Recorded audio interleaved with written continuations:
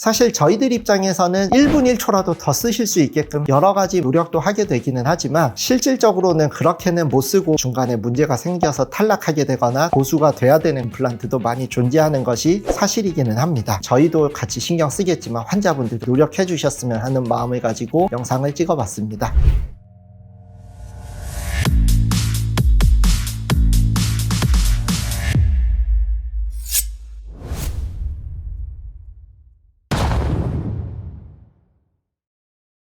안녕하십니까. 치과의 성지연 채널의 성지연 원장입니다. 오늘은 임플란트를 어떻게 하면 오래 쓸 수 있을까에 대한 얘기를 해보려고 하거든요. 일단은 임플란트는 자연치랑 어떻게 다른가에 대해서 설명을 드려보려고 해요. 첫 번째로는요, 치아 잇몸뼈 사이에 치주인대 공간이 있습니다. 치주인대라는 거는 굉장히 단단한 밧줄이 무수히 엮여 있어가지고 치아가 꽉 씹으면 이게 치아가 살짝 들어갔다 나오는 경우도 있고 옆으로 받는 힘에도 밀렸다 다시 제 위치로 돌아오기도 하거든요. 그게 이제 충격을 완화시켜주는 효과가 있습니다. 자동차로 치면은 쇼바라고 하죠. 그 구조가 없다라고 생각하시면 될 것 같고, 임플란트라는 구조는 신경이 없습니다. 차가운 물에 시리다거나 신경이 탈이 나가지고 굉장한 통증을 호소하는 자연치아와는 다르게 그런 불편함이 있을 가능성은 없는 거죠. 대신에 단점이 있습니다. 보통은 치아가 문제가 생기고 탈이 날 때 가장 민감하게 반응하는 거는 치아 안에 있는 신경이거든요. 근데 이제 임플란트 같은 경우는 신경이 없다 보니까 주변에 뭔가 문제가 생기고 있어도 그걸 느낄 수 있는 감지 장치가 부족하다라는 단점이 있습니다. 치아는 앞니하고 이제 작은 어금니는 뿌리를 하나씩만 가지고 있습니다. 그런데 큰 어금니 같은 경우는 뿌리가 일반적으로는 뭐 3개에서 많게는 4개도 가지는 치아들이 많거든요. 앞니나 작은 어금니를 임플란트로 대체했을 때는 크게 부담이 안 가는데 힘을 많이 받아야 되는 큰 어금니를 임플란트로 대체했을 경우에 뿌리 하나로만 버텨야 되는 구조적인 한계가 있죠. 그렇다 보면은 뿌리가 3개, 4개 있는 큰 어금니만큼 힘을 잘 못 버티는 경우도 있고요. 두 번째로는 카메라 삼각대를 생각해 보시면 될 것 같아요. 어느 방향으로 힘을 받아도 3가지의 이 지지대가 분산시키면서 잘 버티는데, 반면에 하나의 막대기에다가 카메라를 올렸다라고 하면은 살짝만 누가 밀어도 금방 무너질 거잖아요. 그것처럼 임플란트 같은 경우는 옆으로 밀리는 힘에는 취약하다라는 특징을 가지고 있습니다. 그래서 이제 이런 특징들을 가지고서 임플란트가 어떻게 하면 좀 더 오래 쓸 수 있을지에 대해서 제가 한번 설명을 드려보려고 해요. 얼마만큼 쓸 수 있습니까? 라고 물어보시는 질문이 많기는 하거든요. 사실 이거는 어려운 문제라고 저는 생각을 해요. 어떤 상황에서 임플란트가 들어갔는지, 그리고 임플란트가 들어간 다음에 어떤 환경에서 일을 하는지가 가장 중요한 요소라고 생각이 되어지거든요. 사실 저희들 입장에서는 1분 1초라도 더 쓰실 수 있게끔 여러 가지 노력도 하게 되기는 하지만 실질적으로는 그렇게는 못 쓰고 중간에 문제가 생겨서 탈락하게 되거나 고수가 돼야 되는 임플란트도 많이 존재하는 것이 사실이기는 합니다. 많이 생기는 문제는 임플란트 주위염입니다. 우리가 치아 주변에 생기는 염증을 치주염이라고 하잖아요. 임플란트 주변에 생기는 염증은 임플란트 주위염이라고 표현들을 많이 합니다. 아무래도 자연치아 같은 경우는 신경 조직이 있으니까 치주염이 진행되면서 발견하기가 수월한 감이 있기는 합니다. 근데 임플란트 같은 경우는 치주염이 정말 많이 진행돼서야 자각 증상이 나타나는 경우가 많기는 하거든요. 이런 차이 때문에 저희가 임플란트 하신 분들은 조금 더 타이트하게 정기검진을 오시라고 말씀드리는 경우가 많아요. 특히나 원래 자연치아가 상할 정도로 치주염이 진행된 상태에서 그걸 어느 정도 보수를 하고서 임플란트가 들어가긴 하지만 이미 치주염이 진행된 조직이기 때문에 임플란트 주위염은 생기기가 쉽다라고 생각은 하셔야 될 것 같습니다. 그래서 이런 임플란트 주위염을 막기 위해서는 정기적인 검진을 자주 오셔야 되고 거기에 맞는 유지관리가 필요하다는 점을 말씀드리려고 합니다. 임플란트 주위염이 심해지면 임플란트를 빼야 되는